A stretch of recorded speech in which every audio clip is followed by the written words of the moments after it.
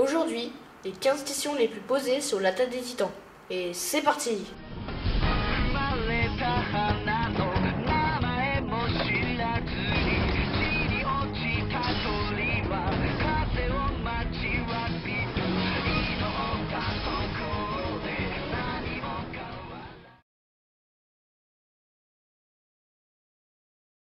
Alors j'ai découvert l'attaque des Titans via le youtubeur VF/VOSTFR, donc qui est un youtubeur manga. Donc j'ai vu les 5 premiers épisodes, j'ai adoré.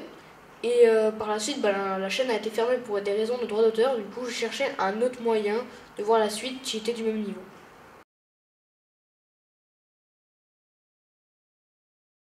Alors pour moi, l'attaque des Titans est un excellent manga. Le sort des personnages principaux m'a touché tout de suite. Et puis le fait que Eren, donc le héros, voit sa mère se faire dévorer dès le premier épisode, ça m'a marqué. Et l'histoire est très efficace avec ce mélange de steampunk avec un côté récit médiéval et des idées de science-fiction. Et puis l'idée des murs qui protègent les survivants de Titans, qui sont, pour ceux qui ne le savent pas, des monstres gigantesques carnivores, est source de suspense et d'horreur.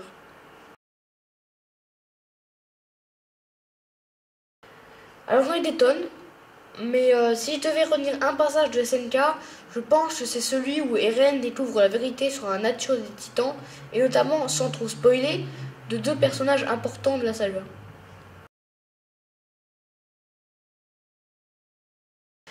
Oui, ma foi, la saison 2, première partie, donc 12 épisodes, m'a beaucoup plu. Les scènes d'exposition sont réduites et on passe rapidement aux scènes d'action. Étant donné qu'on connaît l'univers et les personnages, le récit peut s'enchaîner plus vite.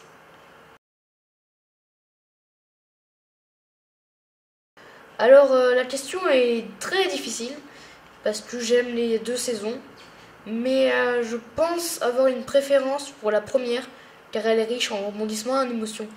Il faut dire que la série est remplie de personnages secondaires qui subissent un terrible sort, y compris le héros principal, qui n'est pas épargné et qui subit une évolution dans tous les sens du terme.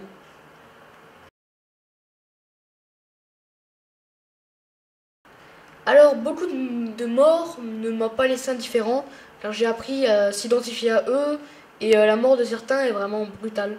C'est même parfois choquant, car on s'y attend pas du tout. Mais si je devais en citer une en particulier, je dirais que c'est l'élimination de l'escouade Levi lorsque le titan féminin tente d'emporter Eren avec elle dans la saison 1 vers la fin dans la forêt. Alors pour faire complet, dans la catégorie combat humain contre titan, je dirais que c'est la scène où Levi affronte le titan féminin dans la scène de la forêt où kidnappe Eren. Et dans la catégorie titan contre titan, il n'a pas eu des masses. Donc je dirais que c'est dans la saison 2, lorsque le titan d'Eren affronte le titan cuirassé et le titan colossal, dans la scène du mur et de la révélation. Alors mon opening préféré, c'est celui de la saison 2, car les génériques sont, je trouve, un peu mieux faits que la saison 1. C'est un peu plus riche et même le score musical est plus efficace.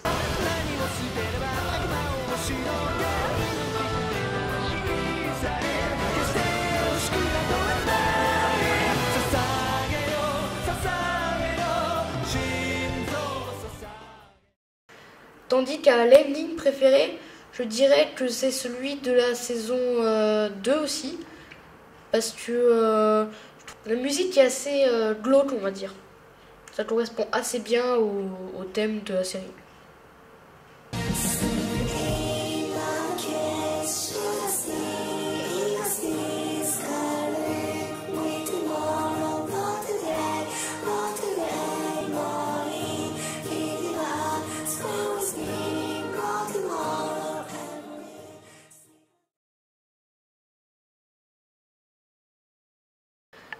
Alors, il y a plein de personnages qui sont bien développés, donc c'est difficile à trancher. Ils sont dans l'ensemble tous très riches, que ce soit les personnages principaux, mais aussi les secondaires, qui ont des arcs narratifs qui sont riches comme Historia, Ymir, Reiner, Bertolt, Mikasa ou Levi. Peut-être que certains personnages auraient pu être un peu plus développés avant leur mort, par exemple Mike dans la saison 2.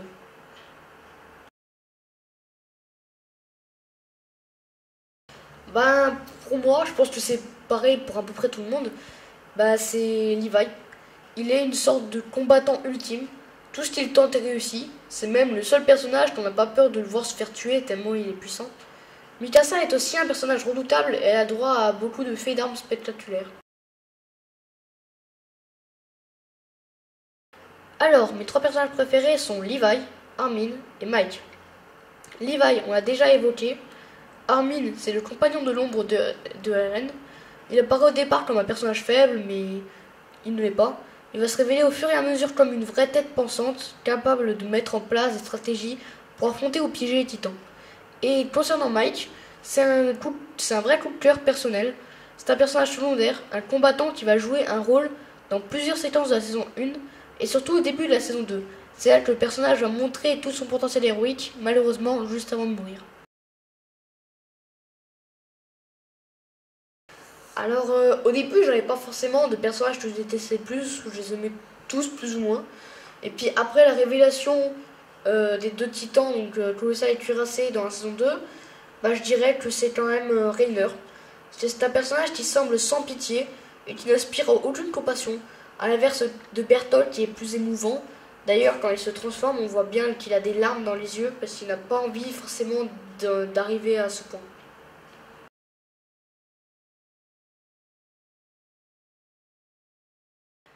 Alors, mon personnage féminin préféré, forcément, c'est Mikasa.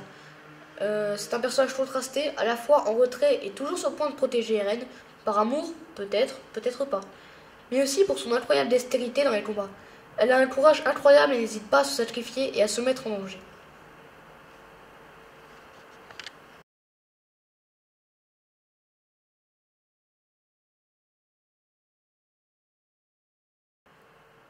Bien, je dirais que c'est Marco.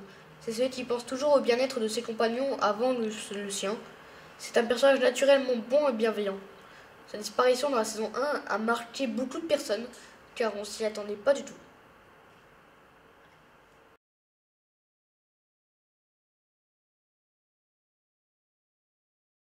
Alors 3 choses. Première chose, certains personnages secondaires disparaissent trop vite, à l'image de Mike ou de Marco. Ensuite, Eren est un personnage qui a des principes égoïstes qui peuvent être agaçants. Il fonce tête baissée dans les combats et parfois il met lui-même en danger ses amis. Sinon, la troisième chose, c'est plus une frustration qu'autre chose, le fait que Levi soit si peu présent dans la première partie de la saison 2. On le voit 5 minutes à la fin et c'est vraiment dommage, car il a tellement de potentiel que c'est vraiment dommage de gâcher un tel personnage.